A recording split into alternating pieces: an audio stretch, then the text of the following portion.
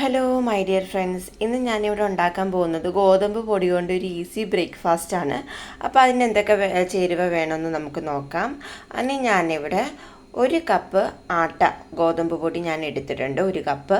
ഇനി അതിലേക്ക് 1 കോഴിമുട്ട നമുക്ക് ചേർക്കാം. 1 കോഴിമുട്ടയാണ് ഞാൻ എടുത്തിരിക്കുന്നത്. ഇനി അതിലോട്ട് ആവശ്യത്തിനുള്ള 1 കപ്പ് പാല് നമുക്ക് ചേർക്കാം. 1 കപ്പ് ആട്ടയ്ക്ക് 1 കപ്പ് പാല്, അങ്ങനെയാണ് അതിൻ്റെ കണക്ക്. ഇങ്ങനെ ആവശ്യത്തിന് നമ്മൾ പാലും ചേർത്തിട്ടുണ്ട്.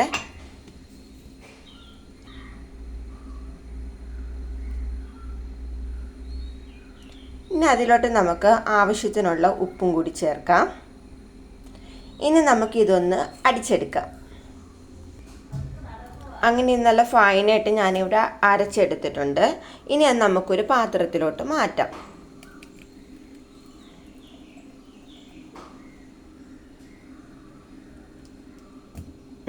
അപ്പോൾ ബാക്കിയുള്ള മാവും കൂടി വരാൻ വേണ്ടിയിട്ട് ഞാനിവിടെ ഇത്തിരി വെള്ളം കൂടി ഒന്ന് ആഡ് ചെയ്യുന്നുണ്ട്. കാരണം നമുക്ക് ഈ കൺസിസ്റ്റൻസി നല്ല ലൂസായിട്ട് കിട്ടണം, അതിനും കൂടി വേണ്ടിയിട്ടാണ്. ഒത്തിരി തിക്കാവാൻ പാടില്ല.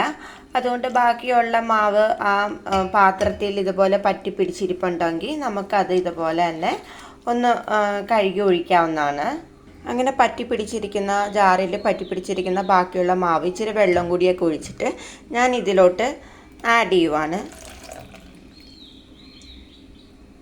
ഇനി നമുക്കിത് നന്നായിട്ട് ഇളക്കി യോജിപ്പിക്കാം. ഇത് ഞാൻ നന്നായിട്ട് ഇളക്കി യോജിപ്പിച്ചിട്ടുണ്ട്. ഈ സമയത്ത് നമുക്ക് ഉപ്പ് പാകമാണെന്നൊക്കെ നമുക്ക് നോക്കാം. ഈ ഒരു പരുവം കണ്ടില്ലേ, ഇതുപോലെ നമുക്ക് കിട്ടണം.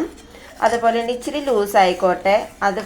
എന്നിട്ട് ഉപ്പ് പാകമാണ് നോക്കിയതിന് ശേഷം നമുക്ക് പാനിൽ വെച്ചിട്ട് നമുക്ക് ദോശ പോലെ ചുട്ടെടുക്കാം.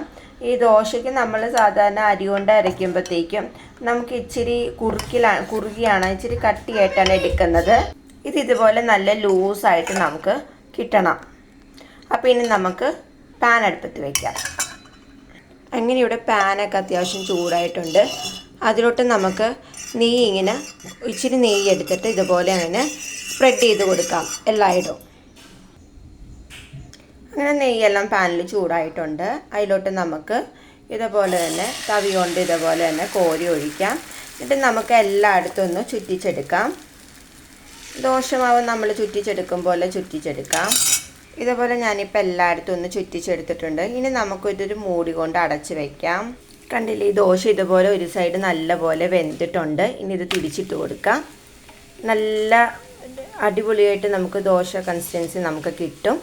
ഇതുപോലെ തിരിച്ച് മറിച്ച് വിട്ട് അടച്ച് വെച്ച് നമുക്ക് വേവിക്കണം. അപ്പോൾ പെട്ടെന്ന് വെന്ത് കിട്ടും. ഫൈനലി നല്ല പെർഫെക്റ്റ് ആയിട്ടുള്ള ദോശ എനിക്കിവിടെ കിട്ടിയിട്ടുണ്ട്. ഇതെല്ലാവരും ഒന്ന് ട്രൈ ചെയ്ത് നോക്കാം. നമ്മൾ ഗോതമ്പ് ദോശ ഇതുപോലെ തന്നെ വ്യത്യസ്തമായ രീതിയിൽ ഉണ്ടാക്കുക. അപ്പോൾ ഒരു വെറൈറ്റി ടേസ്റ്റ് തന്നെയായിരിക്കും. ഈ നെയ്യിലൊക്കെ ചുട്ടെടുക്കുന്നുള്ളത് കൊണ്ട് നമുക്കിത് ഗോതമ്പ് പൊടിയാണ് യൂസ് ചെയ്തിരിക്കുന്നത് നമുക്ക് തോന്നത്തില്ല. നല്ല ക്രിസ്പിയാണ്, നല്ല സോഫ്റ്റാണ്, ടേസ്റ്റാണ്. എല്ലാവരും ഇതുപോലെ ഒന്ന് ട്രൈ ചെയ്യുക. അടുത്തൊരു വീഡിയോ ആയിട്ട് വീണ്ടും കാണും വരെ ബൈ.